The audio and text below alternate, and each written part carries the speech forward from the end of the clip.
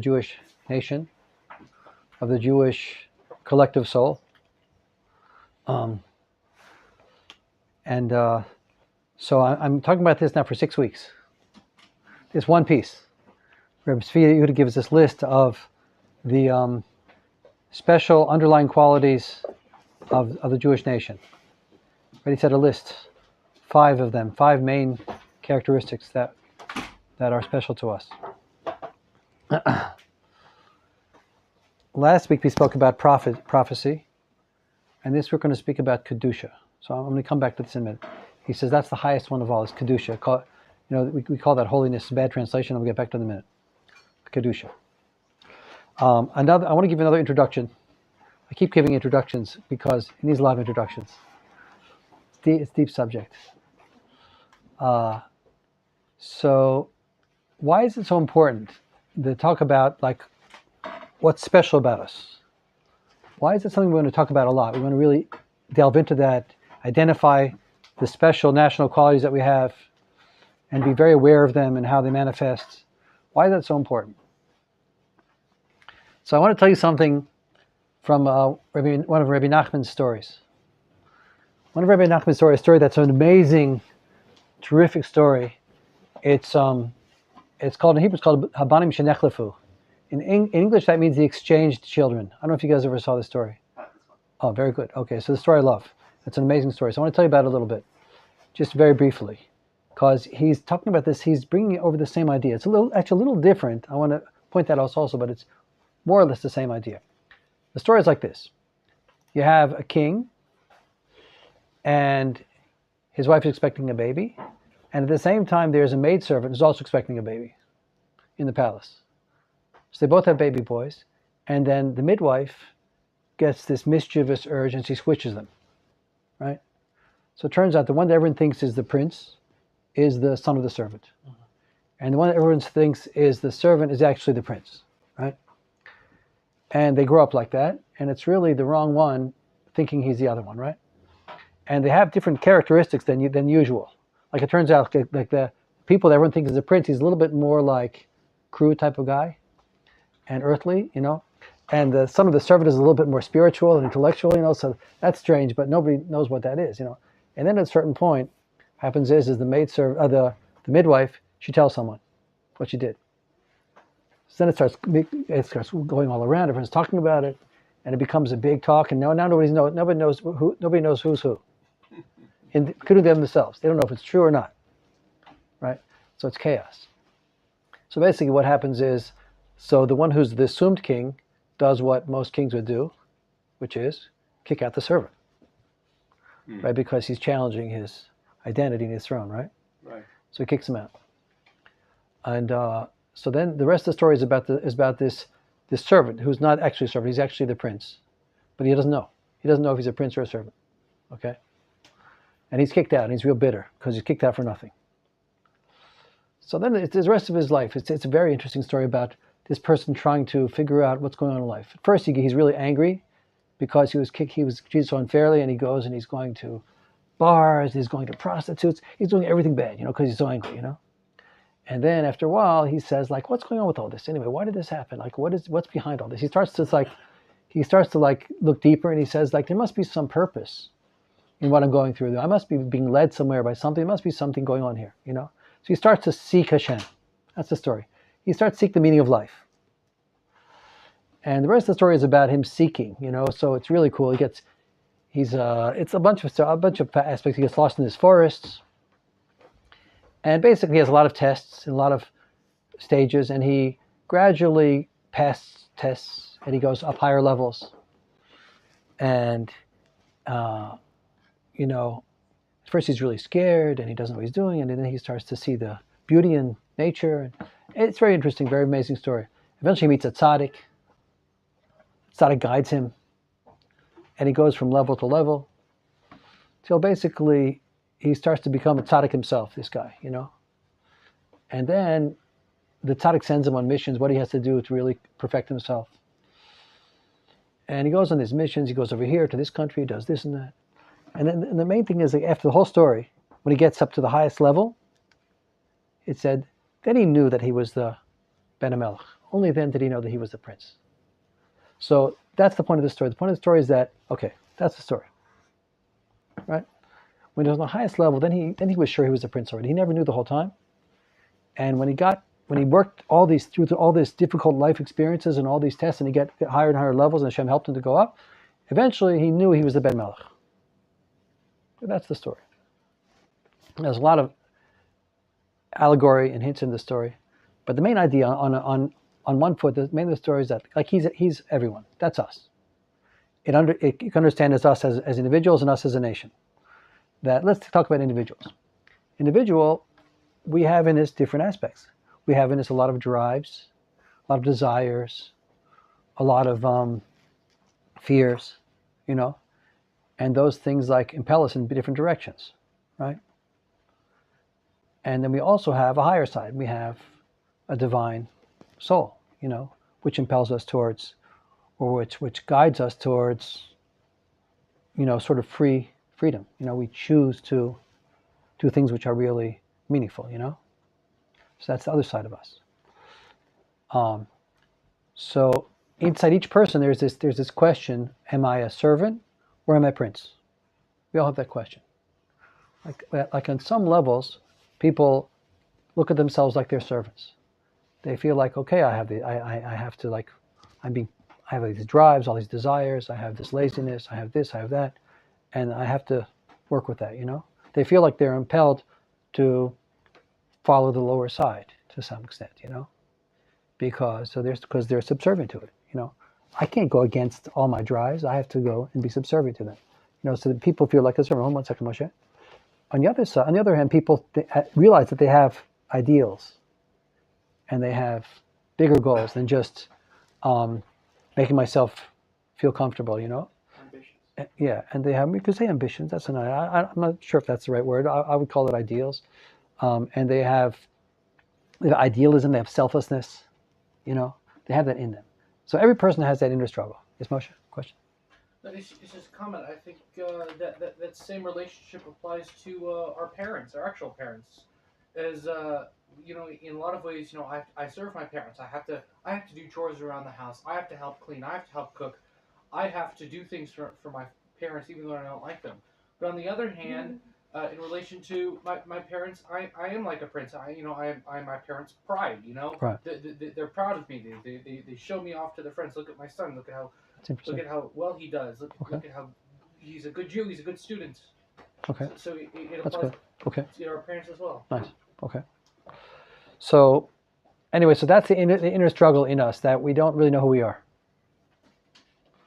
And we can identify with the Evid. We consider ourselves that we don't have so much free choice. We're sort of like, we're impelled by various forces. Or we could say, no, we actually do. The more essential me is that place of free choice and that idealistic essence. So Rabbi Nachman says that when you really work things out, work it through, you're going to know more and more who you are. When you know who you are, that's the ultimate success. When you know that you're a Ben Melech, when you know that the real essential you is this higher self, this person that can choose an idealistic course, so then that's ultimate success. And as long as you think that you are an Evid, as long as you think that you're subservient, you are. As soon as you realize that you're not, then you're not. And that's true for everything. That's true for a lot of things. Whatever we think it limits us. If we think that we are limited in various ways, then we will be. If we have a understanding, let's say, that we are actually, if you think you're limited, if you think you're not limited and you are, then you still are also, right? If you think you're limited and you're not, then you're limited. If you think you're not limited and you really are limited, then you're also limited. But what if you realize that you have much higher potential than you thought before? Then you break through the limitations, right? So that's the key to success. Comment? Yeah. That's the wide explanation of I think that's who I am. Yeah, very good. I think. Again, say the word. I think, therefore I am. I think that's Descartes said that. I didn't know that was the explanation. I never heard that explanation. Because it's a very, very hard concept to understand. But one way of understanding is that of mind over matter, where that's my essence. My essential self is my world of thought. Is that if you limit yourself, that's what you are. you're limited. If you think that you have self-worth, then you have worth. Okay, but I mean, one thing I would take issue with you a little bit, that Descartes is saying that thought is the essence of the person, and we're not saying that. The Torah is not saying that, but there's something called a neshama, which is even more. Right. But it's related to thought. I hear it a little bit. It's an interesting comparison, though. I hear what you're saying. We have to analyze it a little more. But okay, so that's Reb Nachman. So I want to say that that's another introduction to what we're talking about. So we're trying to figure out, who are we, as a Jewish nation as well. And who are we? If we know who we are, if we know our greatness, let's say, if a person knows as an individual and as a nation that he's really a Ben Melech, that he really has amazing potential, has amazing qualities which are potential, which can be brought out, so then he's going to live a completely different life than if he doesn't know that. Right? So that's what Reb Yehuda is doing. That's why he's dwelling on the amazing qualities of Am Yisrael, because we need to know that. That opens up our potential. Yes? I like the wordplay of the Hebrew word ani. Like if you arrange it, you get the word ein, or nothingness. That's why they say the real me is the nothingness within me. Okay, that's good. But let's go deeper, because right, nothingness doesn't really mean nothingness. It really means everythingness, right? Can.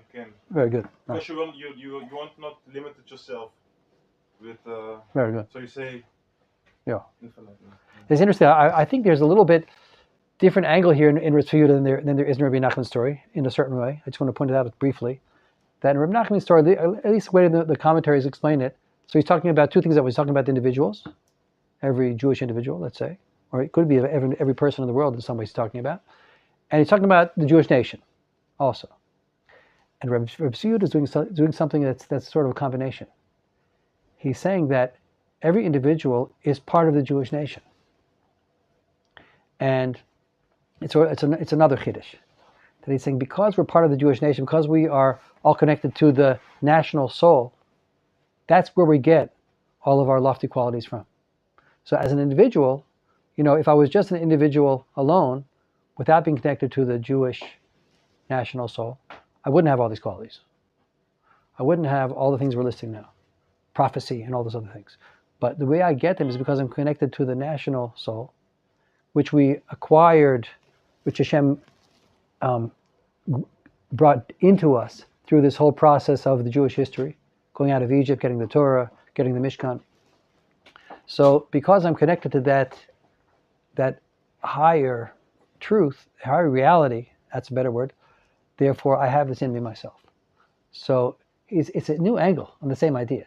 Rabbi Nachman is saying, think about yourself, how divine you are.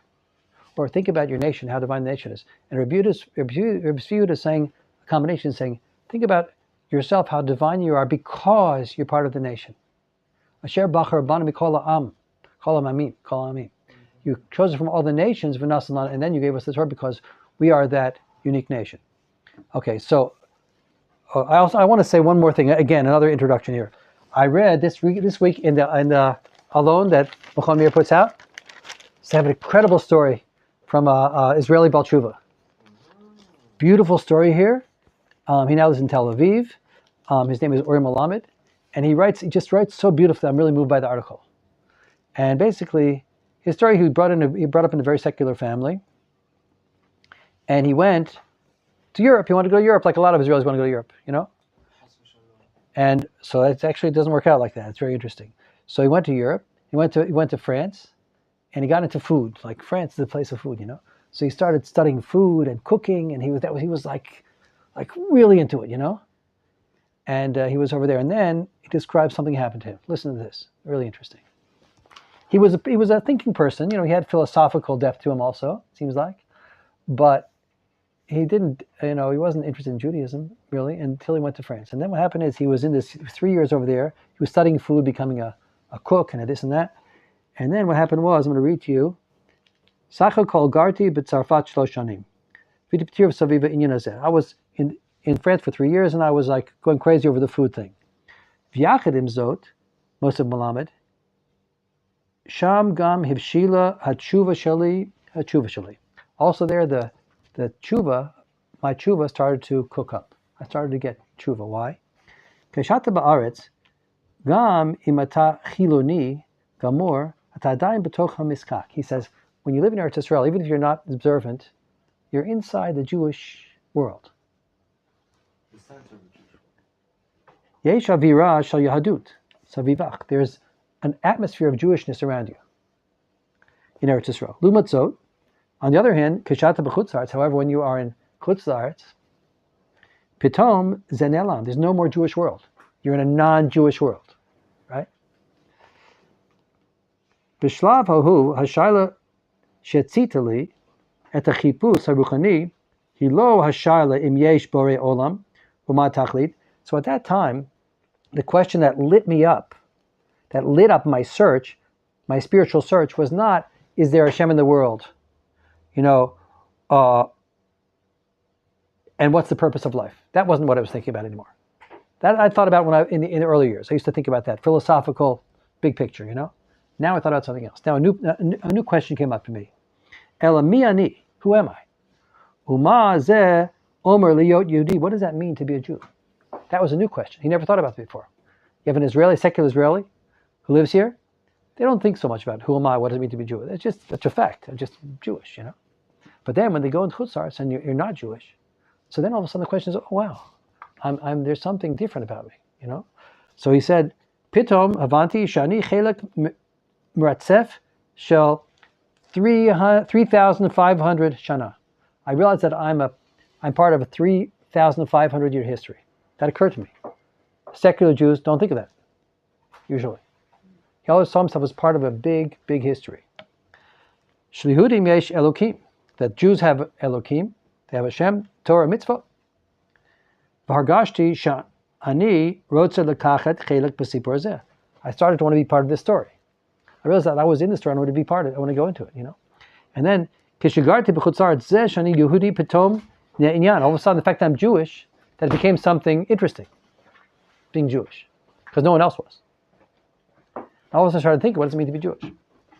Kigarti ben goyim ubenehem zeh michad, because I dwelt among Gentiles, and they thought this was fascinating that I was Jewish. They were interested in me being Jewish. All of a sudden, I got interested in me being Jewish as well.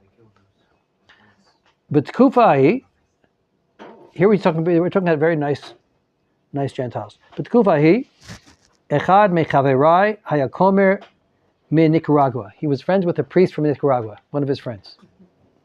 He was amazed by me. He says, Hu chai et Tanakh. He lived Tanakh. He loved Tanakh. He learned Tanakh. This priest from Nicaragua. Ubechidato haya Avram Avinu David HaMelech va'az oti. In his eyes, there was Avram Avinu, there was David HaMelech, there was me. That's what he says. Like I was a continuation from David HaMelech and Avram Avinu. That's how he looked at me. I never thought of myself like that. The guy says, "Yeah, follow." B'makbil inyan zeh kam avarti b'tkufa ahi tazuza politit. And then at that time, I also had a political transformation. Mismol yamin. He went over to the right-winged politics. V'gam b'skut zeh haklatati lakzor la'aretz. And I decided to go back to Eretz Yisrael. Hayali borur shani omed likrat shinoi gedol b'chai. And then I knew that I was going to have a big change in my life. So then he went back to Eretz Yisrael. He learned in a Haredi yeshiva. And then he said, I didn't have a chemistry with Haredi yeshiva. Then he came to Machon Meir. It's such a cool story. And he says, and he fell in love with Machon Meir. He said it was so warm here, and there was serious about learning. And he met Rav Shirky, and he heard Rav Shirky talk, and that was it. He was into the Torah and Rav Kook, and so it's a great story. And what I love is that he says he stopped thinking about the philosophy of whether there's a Shem in the world, what's the purpose of life. He started thinking about what does it mean to be Jewish. That was a much more important question. That's what creates tshuva.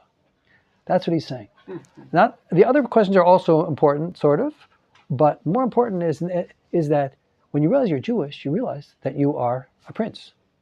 You realize that you're part of a nation of princes and your history of 3,500 years of Jewish history, which is something amazing. And it goes from Avram Avinu to David HaMelech, and here we are, So this is the same idea. This is why we have to know who we are. So this is the area because how sometimes a person so far away, they find out by going among the non-Jews. And the non-Jews say, oh, you're something different. And they say, I didn't know that. All of a sudden it wakes up in them, search. But here we are in yeshiva, so we have to study it. We have to study who we are. We have to realize this is like deep stuff. And we have to know much deeper than that. Like that was his original tshuva, but then it becomes like a big study. You have to know like who you are. It's a beautiful story. It reminds me to my own story. Oh. I remember because when I was born, I didn't know that I'm a Jew. Oh. And I know that was really few years ago. And the first time when I came to Israel, Mm-hmm. I came for 2 months because I was looking for the Jew inside of me. Mm-hmm. And I sit down somewhere outside to eat falafel. Mm-hmm. Some people come to me, sitting next to me, ask me where you're coming from, what you are doing, and at the end of the story, they because I told them I'm searching the Jew inside of me. And, Great. when they went Nice. away, they stand up and say, "Please allow us to hug you," Uh-huh. and then they say, "Welcome home." Wow. This was the moment. That's what did it. Yes. That's unbelievable. That's so beautiful. Yes. So it's that's the idea also. We're saying like instead of looking for the Elohim that's outside of you, look for the Jew that's inside you. That has more powerful in certain ways. Very good. It's beautiful. Fantastic. Okay, so now I want to go back into our text here, and so let's look at this. Look at what he says here. 21, the last piece. Yisrael Kadoshim. So among the 5 different characteristics that he lists at the top Kedusha, holiness. Bad translation, I'll talk about that in a minute. But holiness, Kadoshim, whatever Kedusha is. Hamadrega HaChamishit, Yisrael Kadoshim. The 5th level from the bottom of our very outstanding characteristics is the holy Yisrael. Yisrael him Kadoshim be'emet, etzem. Yisrael, they are Kadoshim, essentially Kadosh. This is essential to our nature, Kedusha. Kafish Zacharnu Kodem. Ala Pasik, Kadoshim Tiyu. Like we mentioned in connection to the Pasik of Kadoshim Tiyu. So what he says over there is the following. This is a famous word. This is a word from the Mefarshim. That in Parshas Kadoshim, it starts as Kadoshim to you will be holy. Ki Kadosh Ani Hashem Elokeichem, because I am Hashem, as I'm Kadosh. And the Mefarshim say that this pasuk is a commandment. It's one of the mitzvot, one of the target mitzvot, that you have to be Kadosh. But it's also a promise. It's also telling us who we are. It's also telling you are Kadoshim already. It's both a commandment and a statement of fact. Or a promise, sort of. I guess a combination of those. That on the one hand, we have to be Kadosh. We have to conduct ourselves with Kedusha. But it also implies that we are already there. That's who we are. Kadoshim to you. You will be Kadoshim. You are Kadoshim. Okay, so that's very interesting. So it means that that's essential. That's what Rabbi is bringing that to teach us that that's an essential quality of who we are. We are Kadosh. Let's just go further. Kadosh, Yesh bitoy zeh shnei muvanim. Oh, he's saying what I just said.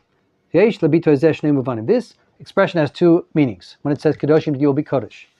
Mitzvah v'gam mitziyut v'avtacha. It's like I just said. It's a mitzvah. You have to be Kadosh. And it's also a reality and a promise. You will be Kadosh because you are Kadosh and you're going to gradually, move into your Kedusha. That's what it is. On the one hand, it's a mitzvah. On the other hand, it's a statement and a promise that we are Kadosh. Kadoshim atem v'kadoshim to you. You are Kadosh and you will be Kadosh. Ki Kadosh ani Hashem Elokeichem. Because I am Hashem, because I am Kadosh. I Hashem am Kadosh. Musach Kedusha b'mitiot hu Eloki. The concept of Kedusha is something very divine. So just like Hashem is Kadosh, we are Kadosh. Okay, now, so therefore it's built into Klal Yisrael, and it's a very lofty thing. It's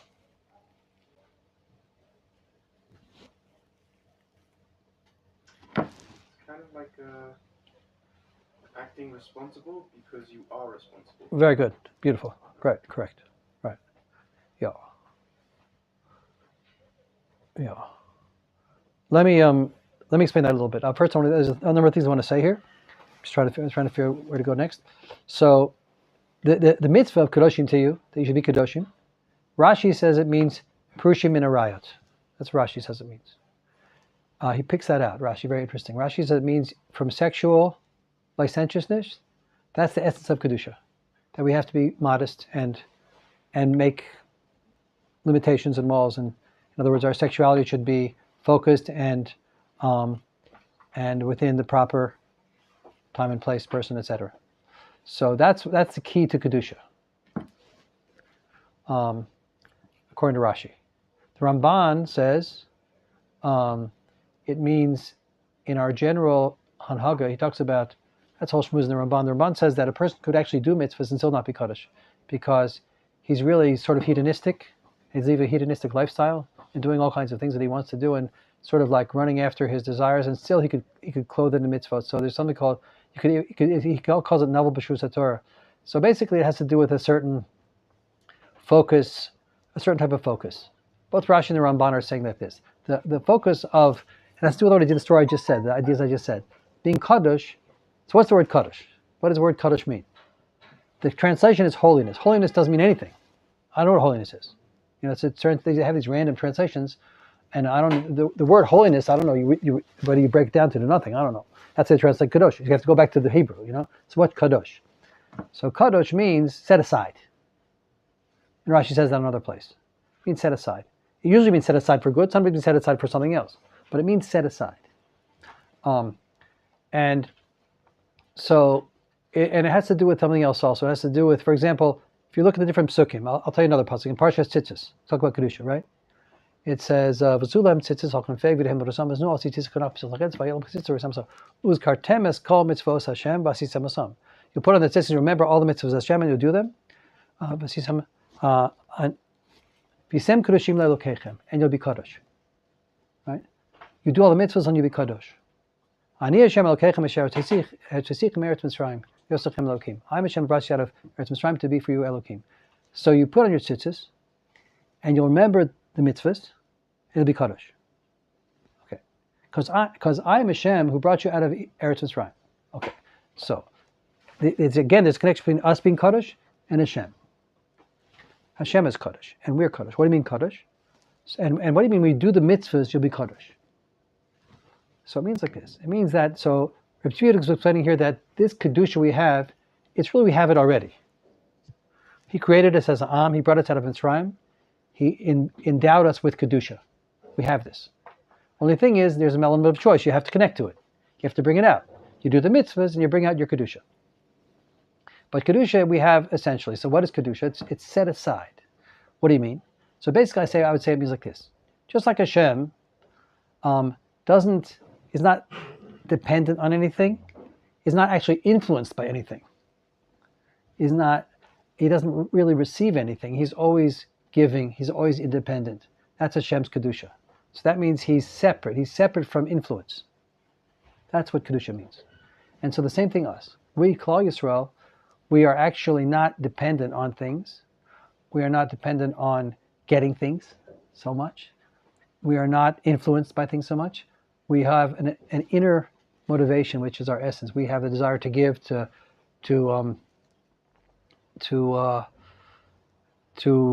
express our ideals, to serve Hashem, all those kind of things. That's the expression of kedusha. So, in other words, we're not so much under the influence of this world. So that's what it means kaddish.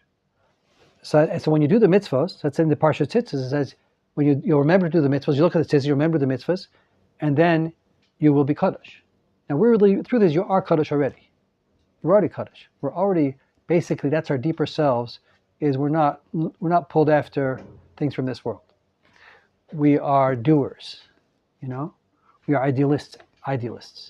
But sometimes when you're in the world, so you get pulled after the other stuff. You get pulled after all the drives and the fears and all the other things that pull you away from your inner strength. Okay, so you have to look at the tzitzis and you remember that you remember to do the mitzvahs. And you do the mitzvahs, then you'll be kaddish. Then what's going to happen is that inner idealism, that separateness, right, comes out. So that's a little bit what is about kedusha. So interesting thing is we are essentially kadosh.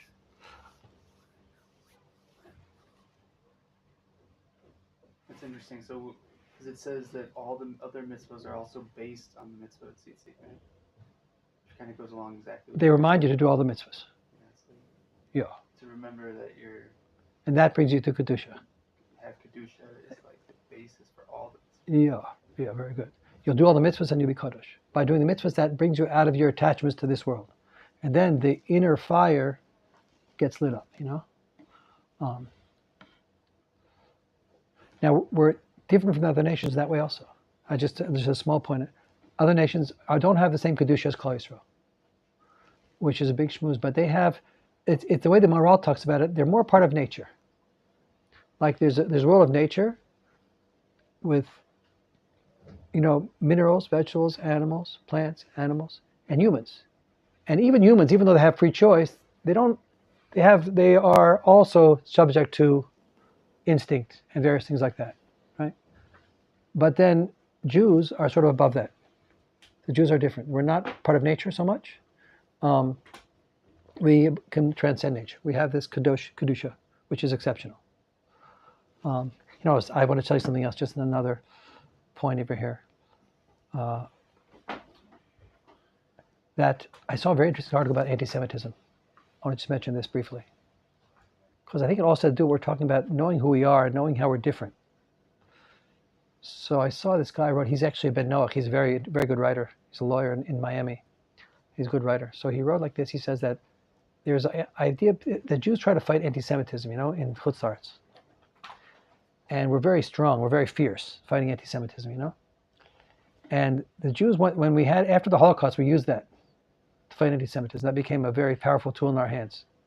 We said, you can't start treating us badly, calling us names, doing this kind of stuff to us, because that's what Hitler did. You guys are like Hitler. And nobody wants to be like Hitler, So it turns out when everybody starts speaking, starts trashing Jews, they get trashed. They lose their jobs. Because we compare them to Hitler, And so that's the fierce method that Jews have picked up of combating anti-Semitism. And he said it stopped working. It's stopping to work. Why is it stopping to work? Because people don't have a problem with being compared to Hitler now. No, I don't think that's it. They do still. There are such people like that. Most of them are not like that. But there's another reason. Listen, this is philosophically profound. Or it's sociologically profound. He says the reason why it doesn't work anymore is because the left wing has found a new method to combat that. Compare us to Hitler. No, they say that you're right. We can't be prejudiced against Jews. We can't be prejudiced against Muslims either, or anyone else.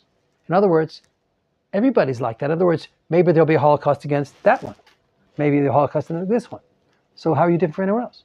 So therefore, you can't say anything. You can't have any value judgments, So the Muslims they want to do jihad and they want to wipe us from the face of the earth. Doesn't matter. They're the ones that do, let's say. So it doesn't make, you can't talk. So in other words, they sort of erased it. They made it like everything's relative and there's no special anti-Semitism, which is not true, of course. Universalizing the Holocaust. Yeah, the universe, exactly, that's part of it. So it turns out it doesn't work anymore. That's what he says. It's just like we shut them up, now they shut everyone up. Mm-hmm. You can't say, there's no morals anymore, there's no ethics, there's no nothing. They'll shut everyone up. They use our method. They stole our method. We shut up people. He said, oh, you're going to say that? You're like, we shut them up. So guess what? Now they're going to shut up, and then anti-Semitism comes back. They bring it back in. We don't have that method anymore. So he said, so what do you do now? So he said, and he's wrong. He said, what do? You engage and you talk about it. Let everyone say what they want. No censorship. Let the anti-Semites talk. We'll talk back. That's wrong also. It doesn't work either. My opinion is that what we have to do now is we have to realize who we are. That's our problem. You can't, in other words, the problem of anti-Semitism is they know who we are better than we do sometimes. In other words, they don't want us. They're saying us like, stop being special around me. You're making me embarrassed. You're making me uncomfortable. All these charismatic Jews, and this idealistic Jews. You guys are making me uncomfortable. This is my land. This is France. This is Spain. I don't want you. You don't belong here. This is my country. And the Jews are saying, you can't say that. That's anti-Semitism. And they're saying, get lost. This is my country. And they have a point. It's not our country. And we are threatening them. And we're threatening not because we're doing anything bad, because we're special. And we are special. And they're right about that also. And So, and they want to be themselves. Let me be myself. I don't want these Jews being so idealistic and making me look bad, you know? So the real solution to anti-Semitism is that the Jews have to say, yeah, they have to say, yeah, we are special. Just like this guy did in Paris. Mm-hmm. They have to say, yeah, we have to start keeping mitzvahs. We have to start keep learning Torah. And we have to go back to Eretz Yisrael. That's the answer to anti-Semitism. And when we're flourishing in Eretz Yisrael, you know, keeping the mitzvahs, then everyone says, oh, that's right. No, that's where the Jews do have this specialness, and that's okay because they're not doing it in my backyard. You know what I mean? They're being themselves also. Everyone has to be themselves. So I just wanted to add that on. So just a few more points here before we stop. Comments? You hear this? Actually, yeah, it reminds me. I've heard almost the same anti-Semitic argument. It's kind of an interesting one, where it's against the secular Jews. Oh. And it's like the same type of thing where Yeah. they acknowledge our uniqueness, And we don't. Jealousy Yeah. of the uniqueness. Yeah. And it's like, so it's like, and I don't We're know. saying you can't say that. You know, you can't call us like bad Jews. And you know what's bad about us, and they'll make up stuff. You know. It's like you're a Jew, and if you just would do your job, Right. That's it's the not even that like hard. Right. I would get to be dancing with my grandma right now. Exactly. You know what I'm saying? But like you want to watch this movie with me right now. You're the Jews. You know, they even Right, like, exactly, very good. right and we're Nice, doing nice. stuff, you know? Nice. So interesting thing is, I actually wanted to say a whole other shmoozy, but it's a very short time. So it's interesting. Yehuda says that he gives this list of our characteristics, and he says that kedusha, holiness, is higher than prophecy. He goes up from the bottom up, and he says holiness is higher than prophecy. Now it's hard to understand that. I was thinking about this. Like prophecy is about the highest thing you could think of. Like a prophet is someone who the people used to go to the prophet. He would tell them what their root neshama is, what their mission in life is. A prophet is someone who tell the Jewish people what Hashem wants from them. A prophet could tell us what the future is going to hold. A prophet was the expression of was online with Hashem, hotline from Hashem. You know, so how could it be that kedusha is higher than prophecy? Becomes unnecessary when you're doing the right thing. That's interesting. Okay. You don't need to be told what you're supposed to do when you're already doing what you're supposed to do. Okay, that's interesting. I'm not sure. I think that we're actually going to have, even prophets are a good thing. It's a good to have prophets. I mean, it's interesting how to think about that. That's an interesting idea. Okay, what I want to say is like this, is that you would think that prophecy is higher, but actually, a prophet is an individual going to a very high level. But every individual gets his greatness from the nation. And the Jews are kadosh. That's our more essential quality. You know, it's the national highest quality. And really, I would say that in a certain sense, prophecy is a branch of that. Because there's kedusha in Klal Yisrael, then individuals can get to the level of prophecy. But where there's not kedusha, you can't get to prophecy.